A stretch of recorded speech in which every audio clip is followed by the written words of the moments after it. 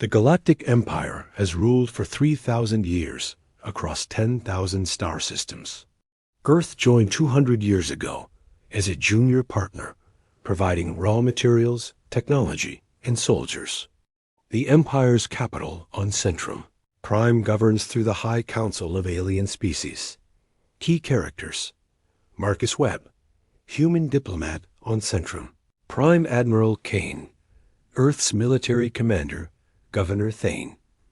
Cruel alien overseer of Earth Sector. President Lisa Park, Earth's leader the incident. Governor Thane demands Earth provide 50 million humans as slave labor for new mining colonies. When Marcus protests, Thane publicly executes human workers as an example. The Empire threatens orbital bombardment if Earth refuses. Earth's response: President Park calls an emergency session. Earth's leaders decide they've had enough. Admiral Kane reveals a secret. Humanity has been preparing for this moment for decades. Earth activates hidden defense systems and declares independence. The closing. All hyperspace gates leading to Earth suddenly shut down. Imperial ships trying to reach Earth find themselves unable to jump to the Sol system. The Empire discovers that humans have somehow learned to block hyperspace travel to their territory. Galaxies. Reaction. Panic spreads as other species realize Earth has cut itself off completely. Trade routes collapse since Earth was the main supplier of rare minerals and advanced technology. Imperial response. Emperor Valdus, an ancient being who has ruled for 1,500 years, is furious. He assembles the largest fleet in galactic history to 50,000 warships from across the Empire. The plan is to travel to Earth using conventional faster-than-light drives, which will take months instead of minutes. The fleet's journey. Admiral Corks leads the massive armada. As they travel toward Earth, systems along the route start reporting problems. Supply stations run out of food because Earth was their main provider. Weapons malfunction because replacement parts came from human factories. Species react. The bird-like avians revolt first, inspired by humanity's boldness. The aquatic depth-dwellers stop paying taxes. Even the loyal insect-like hive starts questioning orders. The Empire faces rebellions on 200 worlds. Earth prepares. Meanwhile, Earth is not idle. Admiral Kane reveals the truth. Humans discovered hyperspace manipulation 50 years ago, but kept it secret. They've been building a massive defense network throughout the solar system. The revelation. Captain Ross, commanding the defense satellite network, explains to his crew how humans learned to bend space itself. Ancient ruins on Mars contained technology that humans reverse-engineered and improved upon. First, contact with the fleet. Long-range sensors detect the approaching Imperial fleet.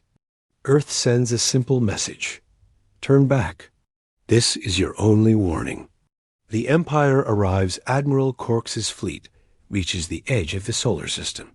They find Earth's space bristling with unknown weapons platforms and energy shields protecting every planet and moon. The Imperial fleet outnumbers human ships 100 to 1. But something feels wrong. First, battle. The Empire attacks with overwhelming force. Human ships seem tiny compared to the massive Imperial dreadnoughts.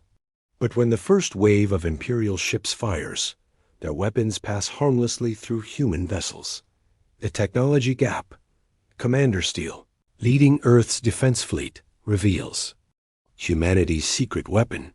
Phase shifting. Human ships can exist partially outside normal space, making them nearly untouchable while still able to fire back. Imperial confusion. As the battle continues, Imperial weapons prove useless.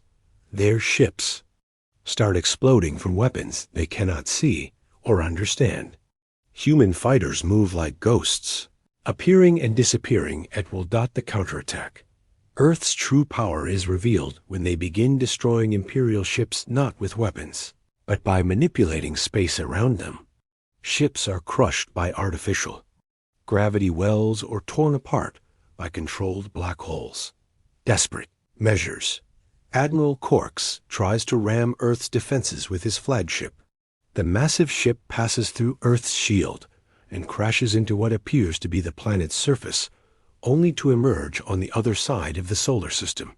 Having traveled through folded space, the message. Earth broadcasts across the galaxy.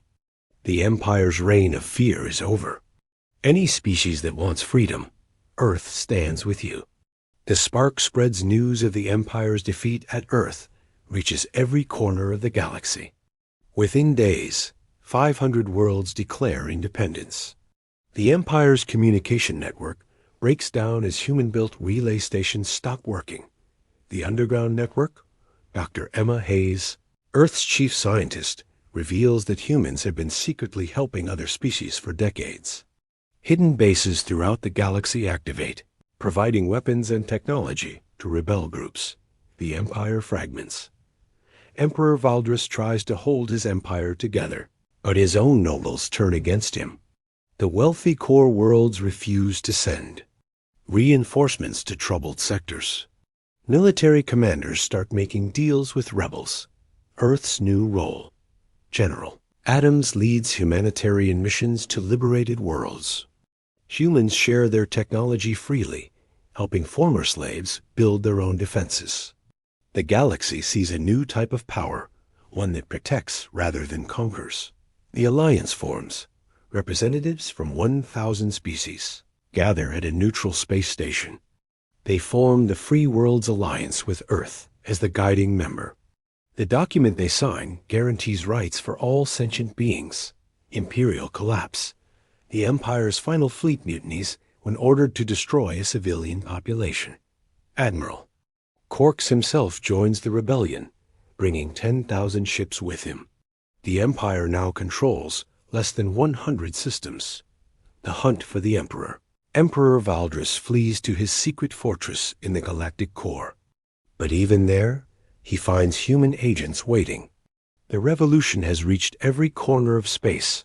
The final confrontation captain. Morgan leads a small human team to Emperor Valdris's hidden world. They find an ancient being, thousands of years old, who has forgotten what it means to show mercy. The Emperor's last stand. Valdris activates his final weapon, a device that can destroy entire star systems. He threatens to take half the galaxy with him rather than surrender his power. Ingenuity. The humans don't fight the weapon. Instead, they use their space-folding technology to redirect its energy back at itself. The weapon destroys only. The Emperor's fortress, leaving the planet unharmed. Justice, not revenge. When Valdris is captured, the Free Worlds Alliance chooses not to execute him. Instead, he is sentenced to help rebuild the worlds his empire destroyed, rebuilding the galaxy. 5 years later, trade flows freely between star systems. The old hyperspace gates are replaced with human-designed jump points that no single species can control. Earth's philosophy. Ambassador Clark explains to the Galactic Council why Earth closed its gates. Sometimes you have to step back to move forward. We didn't abandon the galaxy. We showed it what freedom looks like. New challenges. Not everything is perfect. Some species struggle with freedom after millennia of oppression. Pirates and warlords try to fill the power vacuum left by the Empire's fall. Earth's response. The Free World's Defense Force, led by humans but manned by volunteers from every species, maintains peace through cooperation rather than fear. The galaxy. Transformed. Children across the galaxy learn in schools instead of factories. Artists create beauty instead of propaganda. Scientists share discoveries instead of hoarding them for military use. Looking forward, as the story ends, Earth's gates reopen fully, but now they stand as symbols of hope rather than barriers. The message is clear. Humanity didn't save the galaxy through superior weapons or ruthless conquest. They did it by showing others that a better way was possible. Final message. The galaxy learned that sometimes the strongest thing you can do is say no to injustice, even when you stand alone. And sometimes, standing alone is exactly what it takes to prove to others that they don't have to bow down anymore.